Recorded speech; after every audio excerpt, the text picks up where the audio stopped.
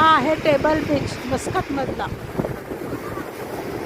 खूप स्वच्छ सुंदर पाणी अंदमान सारखं.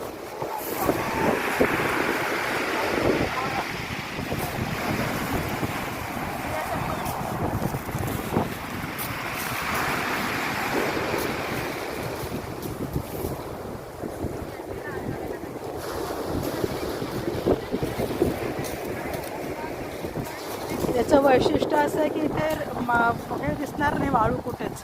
इथं फक्त माती दिसते अशी. मोठे मोठे दगड आहेत. त्याला टेबल बीच असं म्हटलं जातं.